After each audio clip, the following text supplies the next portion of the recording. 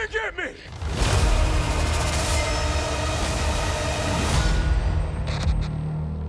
I would love to ask kind of a hypothetical question. If you could fight any Marvel villain, who would you want to pick and why?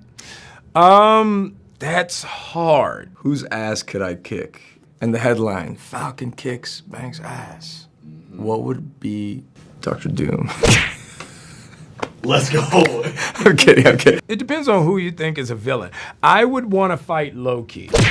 I don't know if people consider Loki to be a villain, but he just always seems like the bratty little brother, and I just want to smack him around a little bit, you know? I could see Sam Wilson and Loki go down. That'd be a good throwdown. He's just a bratty little, no one likes me. Shut up, you know? Yep. I was talking to Danny, and Danny said he wants to fight Spider-Man. Oh man, you know what? I'd go back to the Civil War days and make it a, I'd like to go one-on-one versus Spidey. Ooh, I like that. Yeah. I like that. It would be a very agile battle. Danny wants to fight Spider-Man because he wants to be Spider-Man. I think that's, if he gets those tights, it's all over with for Tom Holland. I mean, this is what, your second time on an IMAX screen? How is it seeing yourself in that way? It's nuts. It's, because when you go to an IMAX movie, it feels like an event on top of an event, right? You go to a movie theater, it's already an event. But when you go to IMAX, and when my parents would take me, it would feel like, oh, this is even a little bit more of a special day. So to even imagine that this is my second IMAX film is nuts.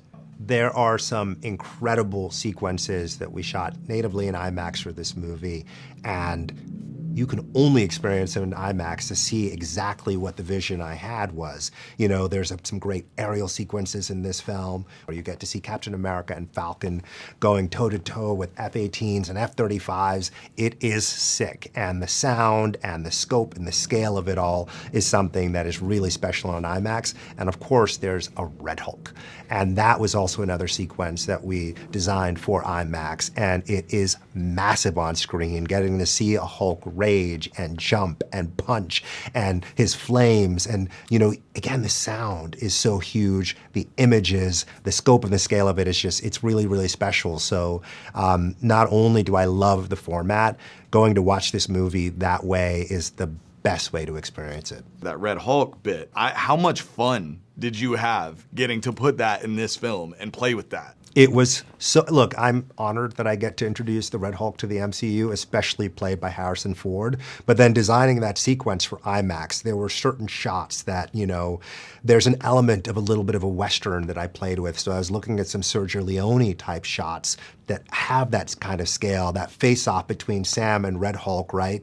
That I thought would be so much fun to play with on a big screen. It's immersive, it's larger than life, it's what you want in a great superhero standoff when you've got your hero against an unstoppable, impossible force. So it was just such a treat to create, and I think it's gonna even be more of a treat for an audience to experience in IMAX. I want to ask you, Mr. Captain America, why should fans experience Captain America: Brave New World in IMAX? Because I'll say this, I go to IMAX all the time with my kids, and it's really an experience. It makes the movie larger than life, not just the scope and the size of it, but the sound, the effect of it. It's just it really makes it an experience, is what I love about it.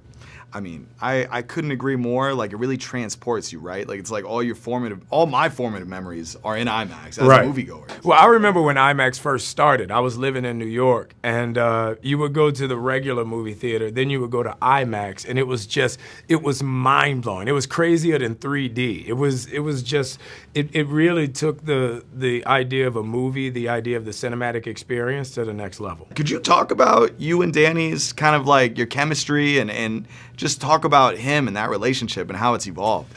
You know, it's interesting because Danny's such a cool dude, and from the first moment I met him, from the first day, and this never happens. From the first day I met him, we clicked. There's never been a moment of, I learned from him, he learns from me, we listen to each other. We'll be doing a scene and he'll give notes, and the notes will be really good notes. It's just, he has no ego. When he shows up to work, it's about the characters in the scene, not him or I.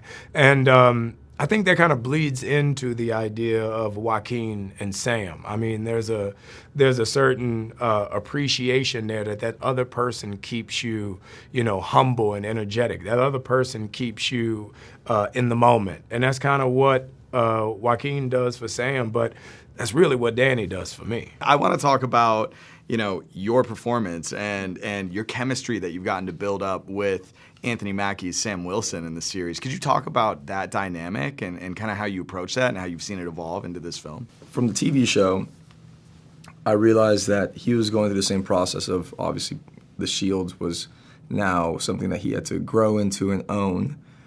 And I had a bunch of questions lined up for him, but I ended up just observing him and realizing that I was going to learn through his...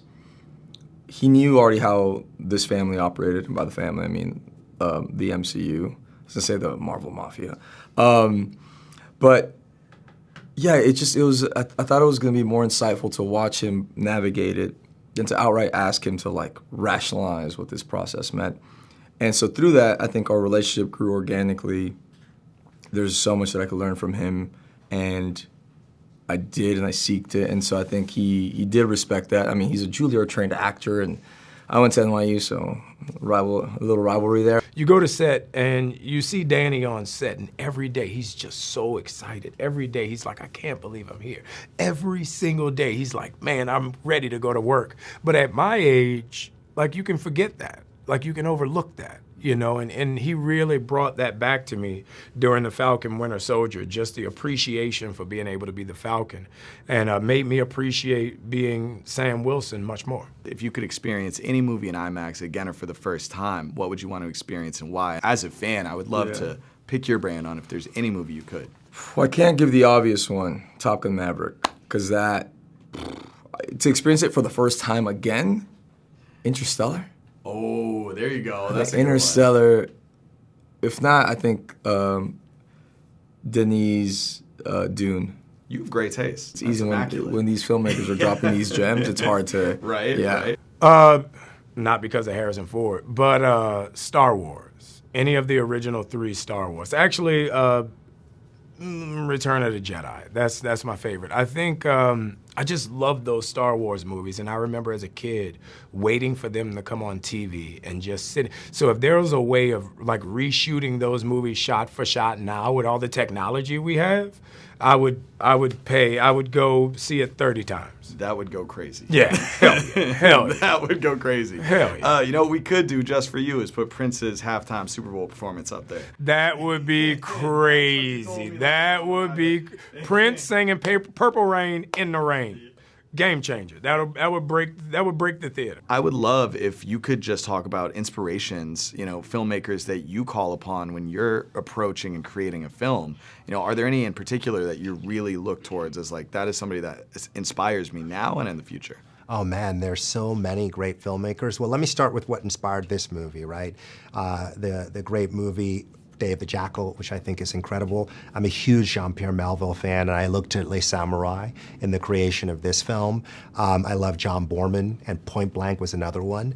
And then there's some contemporary films that might not seem obvious, in particular The Killing of a Sacred Deer, Yorgos Lanthimos' film, and Paolo Sorrentino's The Great Beauty. And what I loved about those films is that there's elements of mystery and tension in them in terms of how they use chiaroscuro lighting in The Great Beauty, or the incredible framing in The Killing of a Sacred Deer with lots of headroom and negative space that creates this off-kilter tension. So I wanted to employ all those things in the making of this film to make it as much of a cinematic experience as possible. I always say to everybody, that doesn't mean it's a one-to-one. It doesn't mean that we're mirroring the plot or the themes of those films. It's just about taking techniques from great cinematic storytellers and finding ways to incorporate them in a film like this to help make it a more distinctive experience and to introduce Sam Wilson to audiences in a way that's really fresh and exciting, and in particular, really exciting in IMAX. Oh my gosh. I mean, everything that you just talked about right there, that's a banger of a lineup. I can sit there and just watch that all day. And Let's go. Yeah, Let's do it. Exactly. We're going to set a little film festival after this. Just you and me, just IMAX theater. Christian, I'm there. Let's do it.